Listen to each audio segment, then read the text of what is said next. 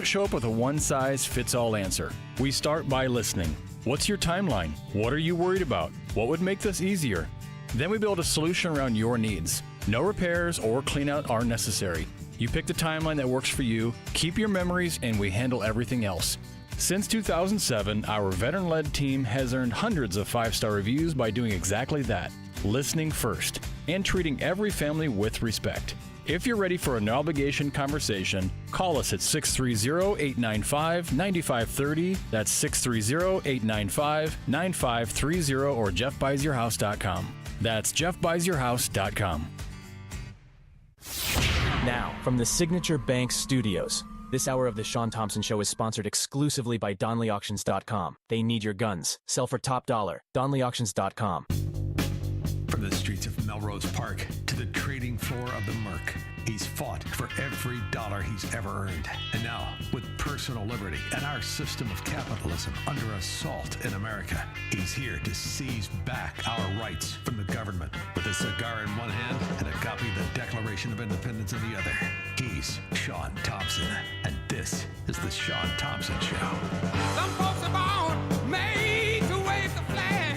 Ooh, they're red, white, and blue. We are going to Sizzler. And when the band plays, The market is through the roof. Businesses are opening. Industry is thriving. Money back on shore outside of Democrat-run areas. Now, Democrat-run areas, well, you're like Canada, and it sucks because socialism sucks. The government tyranny and extortion, even though you're used to it, it destroys the quality of life. Real estate selling at unprecedented losses in the Chicago Loop area and anywhere there's communism. Turns out it's exactly the opposite in the decent states. My next guest knows this all too well. It's the tale of two worlds, which is why he does a lot of thinking. And when you do a lot of thinking, got to buy your sport coats with those elbow pads because you're on your elbows. You can't figure out, why is everyone still a Democrat? Why are there so many morons in my country? E.J. Antoni and the people at Heritage think about this all day long, and he does it and looks fantastic doing it. He's the Basil Rathbone of economics. E.J., how are you, sexy? Shaun, every week I say the same thing, but it's true. You are too kind, sir. It's great to be back with you. It's a good mental image of you sitting somewhere gnawing on a pipe without any tobacco in it. I like it. And have you been able to figure out why there's still anybody living in these Democrat fiefdoms? Well, part of it is it's just hard to move, right? And it's not when you got no money, it's real hard. Yeah. Exactly, Shaun. And look, it's not just simply a matter of the initial expense of moving is difficult, although that's certainly true. But the other problem is, and we're kind of seeing this in the real estate market at large with the huge interest rate shock that we had under Biden, where we went from very low rates to very high rates. And now people who are locked into those 3% or lower mortgages, they essentially need to get really, really high prices for their homes so that they can then have a huge down payment and then not have to borrow so much at 7 or 8% at today's rates. Okay, so what's the parallel here? It's the fact that if you're trying to sell a home in a place like Illinois and you want to buy down in Florida or Texas, yes, it's true that the land is cheaper, right? So you can say, all right, on the one hand, you shouldn't have to sell your home for that much, right? But here's the problem. So many people are leaving places like Illinois and California and New York and other states we talk about a lot, right? So many folks are leaving that there's just not enough demand to sustain those prices. So that means that a lot of people are actually if they were to sell and move, they would have to sell and basically have no equity or negative equity. In other words, even though, again, they're going to go to a place where housing is actually cheaper. And again, at first you would think they're going to sell a home at a high price and they're going to buy a new home at a low price. That's a win. The problem is there's just not the demand. And so that's the huge problem. There is such a flood of people leaving states like Illinois. They've been losing people year after year, every year for a decade now? That kind of hemorrhaging has reduced the demand for housing. And again, it's really hurting people when they go to sell. And it means a lot of folks actually can't leave, sadly, even though they would love to. It's realized loss. It's not just realized gain that people fear. Realized loss is what people fear, which is why so few Chicagoans or Illinoisans want to even know about inflation adjustment when it comes to pricing of things. I mean, it's an ass kicking. I say this to you being involved in it. And even some stuff that I couldn't get rid of, it's an ass kicking. And when you look at what's going on in insurance in Illinois, my insurance in Florida went down 30%. 30% went down. In Illinois, you know what it went up? 30%. And the reason is it's dangerous to live among the ghetto. And I don't know if you've ever seen some of the weekend reports, but I called on Friday under over a 40. Now, there's some scattered calculations. One website has 42 shot. The other one has 38. One has 40. So let's call it a push. But that's socially acceptable. The teen takeovers, the damage to property, the cars, the mayhem, very expensive. So you either have to realize the loss and take a beating and pull up and make yourself uncomfortable to go to a better area, or what do? Hoping and a praying. And that's hope and change you didn't realize was coming, but that's all that Democrats deliver. When you look at the difference in Democrat-run areas versus non-Democrat, it isn't just 70% of income. It's the future productivity. I was just looking at some real estate information. Ritz-Carlton is opening up 6 projects in Florida. 6. You know how many they're opening up in Democrat states? Gats on Ghoul. So the destruction, the quality of life, flight to quality is real, and it's undeniable now. So you've got illegal aliens, gangbangers, murder and mayhem, and Democrats. Isn't the new play for the Democrat Party and Rahm Emanuel, who's lobbying to run, vote for me, I dare you? Do you think he'll put that on the campaign poster? Maybe not explicitly. Yes. I mean, that's the reality. It might be what's implied. Yeah, and, again, Shaun, we shouldn't be surprised by any of these numbers, right? If you look at the difference in the tax burden between red states and blue states, Illinois is a great example. What do they have? The second highest corporate income tax rate? Yes. And you may think... And the number one property tax. Number one we are. Exactly. So you may not think the personal income tax is too terrible, with it being a relatively low rate, a flat rate, right? But as you brightly pointed out, the property taxes are the worst in the country. They're absolutely crushing people. The sales tax rate is nothing to write home about. And all of this is on top of the regulatory burden. And Illinois is one of the worst in the country. Not the worst. California takes that cake, but it's one of the worst. And so this is why, if you look at how has Illinois performed, I mean, Chicago used to be the capital of the Midwest, right? Yeah. And how has Illinois performed? Well, they've really lagged behind other economies.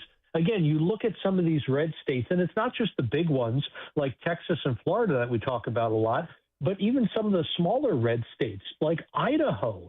They have seen some of the fastest job growth since the pandemic. And more importantly, it's all been the productive private sector, where that job growth is up double digits. Again, this is only 6 years ago. We're not going back that far. February of 2020 to today. Conversely, what has happened to Illinois job growth? Well, overall, if you look at the total number of non-farm payrolls in Illinois today versus February 2020, right before the pandemic, the number is basically flat. But if you take out government payrolls, so let's just look at private non-farm payrolls, Shaun, the number has actually gone down since before the pandemic. In other words, the state, everybody lost tons of jobs initially in 2020, right, because of the pandemic, and it became illegal to go to work. Fascism. That happened. It'll cost jobs. That happened everywhere. But Illinois, the important point here, Shaun, is Illinois still hasn't recovered. They have never gotten back to the number of private sector jobs that they had before the pandemic started. I mean, that is just absolutely shocking. And then we sit back here and we wonder, gee, why are people leaving the state? Why don't people want to live there? They can't get a job. You can be on welfare and do just fine. You can be a government employee, I guess, and be fine. You get that great pension. How they're going to fund it, I don't know. But one thing you can't do is have a thriving private sector, and they sure as heck don't. Well, you fund it by stealing from everybody else. And by the way, what they did is they had a couple of gangsters pose as lawyers, and they ran it to the Supreme Court, and somehow they were able to write a law that you can take another man's entire net worth and tax him into poverty in order to pay government workers' pensions. So that's another reason you better get the frack out of here. And you know what's fascinating? when you step back and you look at this, and I have, because I was, people, sometimes a rumor becomes a fact if you listen to it long enough and don't look it up and don't do your homework. But there was always this thing, oh, well, not everybody who's moving to Florida is going to vote Republican. Well, perhaps, but it's very difficult to be a suck-on in Florida. It's very arduous to be a suck-on in Florida. They have a very high bar of testing. No illegals for anything in Florida, thanks to Ron DeSantis. You're not getting on Medicaid. You're not getting on Medicare. You're not getting on Obamacare. You're not getting on SNAP. In fact, they have kicked more people off SNAP. They're the number one state for removing people off food stamps, Section 8 housing. So it's very difficult to be a parasite in Florida. And when you also look at the other states, the 11 boom belt states, they're all, and it's a shame I even have to say it, but it's called right to work. But what that means is they are not under the La Cosa Nostra labor extortion mafia control that got Joe Biden elected in 72, Barack Obama elected in Illinois. They're not union organized mafia states. So I am very optimistic on the future of the decent states as the Democrat states do what the only thing they can do, go bankrupt. Yeah, and speaking of bankrupt, my goodness, it's frankly fraud. I would say that the ratings agencies who are worthless have increased Illinois' rating on its debt. Well, who owns it? The Carlyle Group? Status. Bunch of Illinoisans, bunch of Chicagoans. The alderman, the trust fund baby of the Carlyle Group founder is an alderman in Chicago. This is the dirty little secret. You and I know about it. The mortgage companies, the hedge funds own the rating agencies. They can whistle whatever they want. Half of their moron imbecile cousins with a cork on their fork at Thanksgiving work there. What are you going to do? I work at the rating agency. Look at all these half-ass gangsters and their moron kids and nephews. They all work at Mesro. Look at these imbeciles in Chicago. That's the plane. That's the platform. Yeah, absolutely, Shaun. The ratings agency racket, well, it's just that. It is a racket, and it has been for many, many years. These are the same people that said all of that subprime mortgage debt was rated AAA, right? And what's really astonishing is that when you look across the spectrum of all the different 50 states and you look at the huge disparity in their financial situations, going far beyond just pension debt, although for a state like Illinois, that's a huge problem, but looking at, how much money the state has to take out of people's incomes, the gross state product, in order to fund itself. Look at total debt loads, future expenditures, the whole 9 yards, right? You do a real thorough job of examining state by state. What you find is that the fiscal outlook is literally 2 or 3 times worse in the worst states compared to the best states, and yet they all have virtually the same rating. Almost all of them just get a blanket AAA rating. You do have a few states like Illinois. It's like Hillary Clinton judging a beauty contest. Well, her ass isn't bigger than mine. She's a 10. Don't laugh at that. All right, Don't laugh at that. You said it. Yeah, that was me. all me. What's preposterous to take into account, and you need this perspective. At the same time that these fraud institutions that pretend to invest and manage pension money, at the same time, the market has never in the history of this country been stronger or grown at such a pace. When you look at what the market has done in the last year and a half, and that's what I love. The undeniable fact that these money bundlers for the mafia controlling these pensions, they don't even invest the money, they just steal it, knowing full well that return on investment is not in the equation. It doesn't matter what the frack they do with it. They could do whatever they want. They could light it on fire, and it doesn't matter. Yeah, what are we up this year for, or not, I shouldn't say this year, I should say from a year ago, right? The last 12 months, I think we're up over 20% now parabolic. on the Dow Jones. I mean, you're right, the market's been on an absolute tear.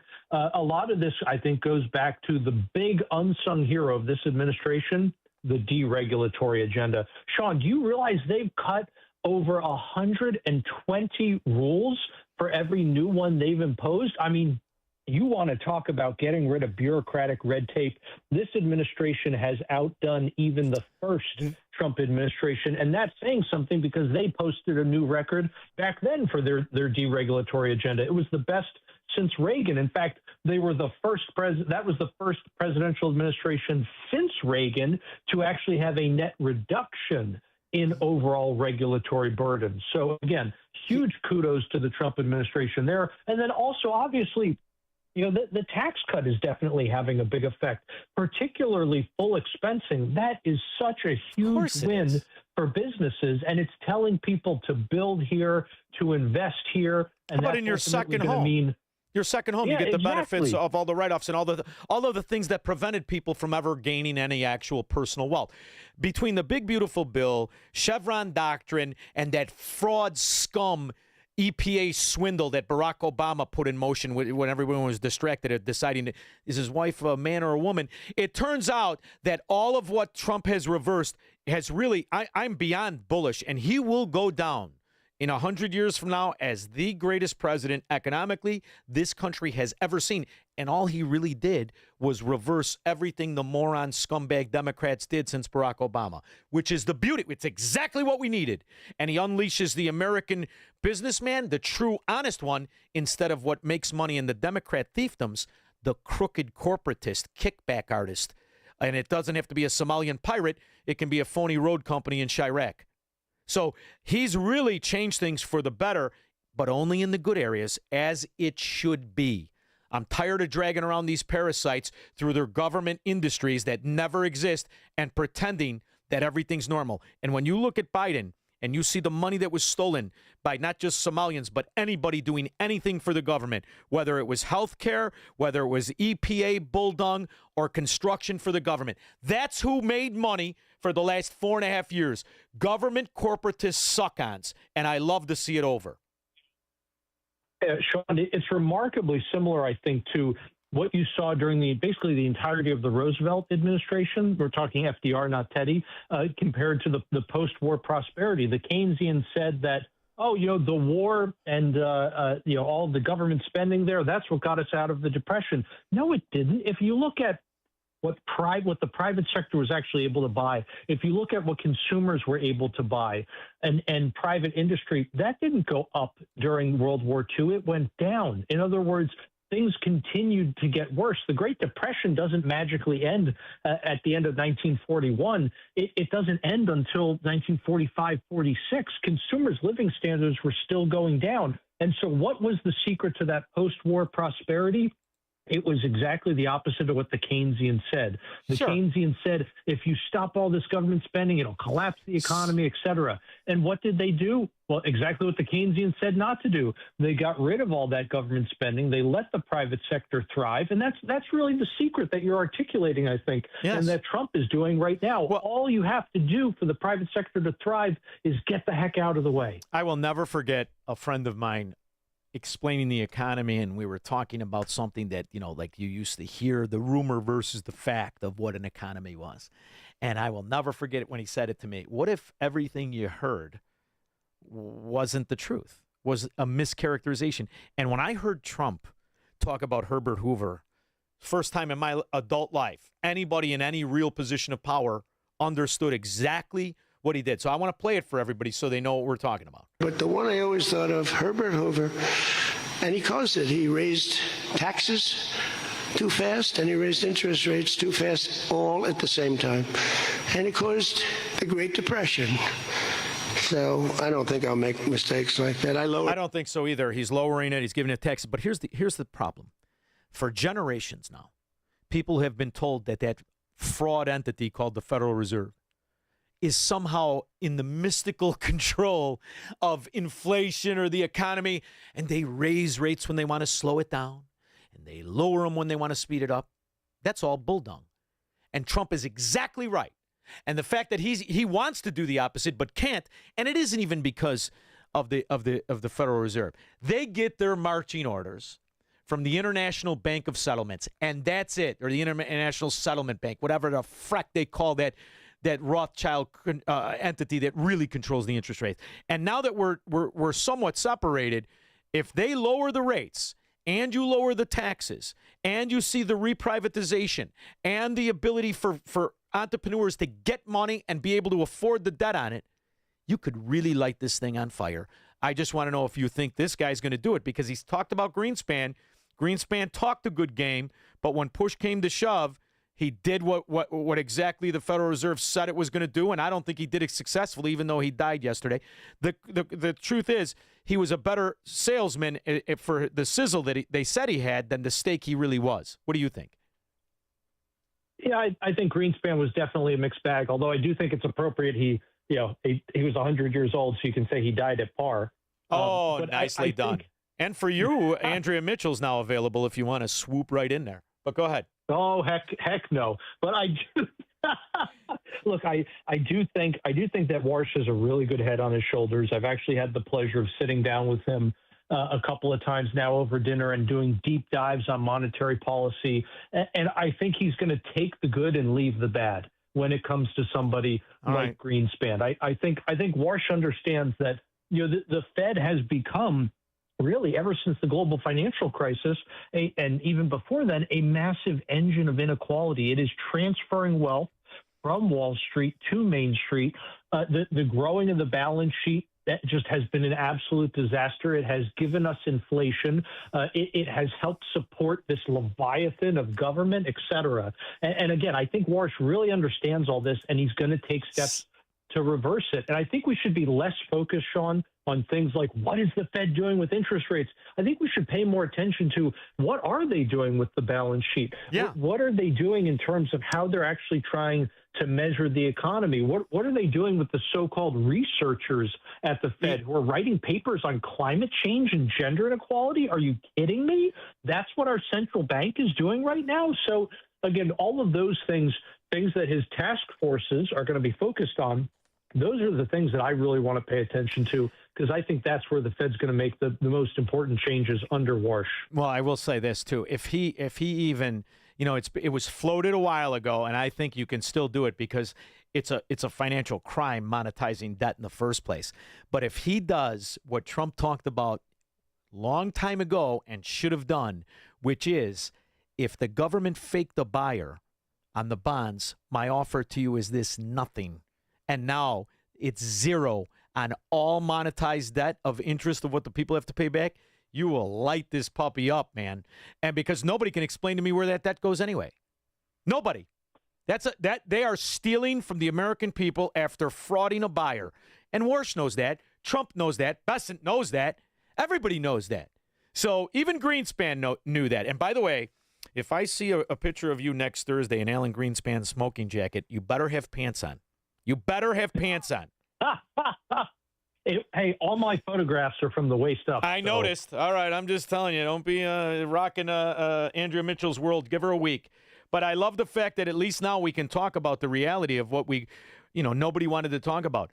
For a decade, if not longer, this Federal Reserve has cooked the buyer up that didn't exist, and somebody's making money on the interest, and all they have to do to change everything with inflation and the financial stability of this country is say there's zero interest on it now. We'll pay it back, but there's zero interest on it.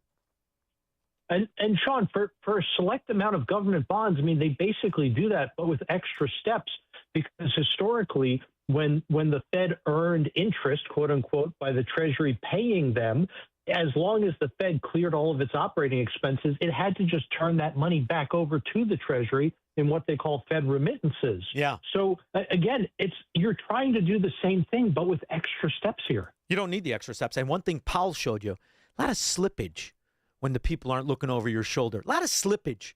We'll do the project. It'll be $700 million. Now it's $2 billion. Where's the money? Where's the money? Bunch of jerks. And I cleaned that up. I was going to swear right there, but I don't want to swear. I don't want to get you in trouble. I already got you in trouble. And I love the fact you always make time for me, my friend. So I love you very much. Thank you for always making time. Everybody loves you. My pleasure, Shaun. Thank you for having me. Thank you. We'll talk to you next week. We'll be back with your calls and comments. Call Shaun now. 312-642-5600. Hi, everyone. If you've been injured in an accident that was not your fault, listen up. We have legal professionals standing by to answer your questions for free. Call now and find out if you have a case and how much it's potentially worth. Call 800-550-7800. I'm here with spokesman John Wolf. So, John, tell everyone listening who should call right now. Well, Maria, first off, thank you for having me here. It's always nice to answer the listeners' questions. Now, as far as who should call in, anyone who's been injured in an accident and think you deserve compensation, give us a call right now. 800-550-7800. You'll find out if you have a case and how much it's potentially worth. Thanks, John. You heard it, folks. Take advantage of this opportunity and call now. 800-550-7800. Advertisement sponsored by Legal Help Center. May not be available in all states. Not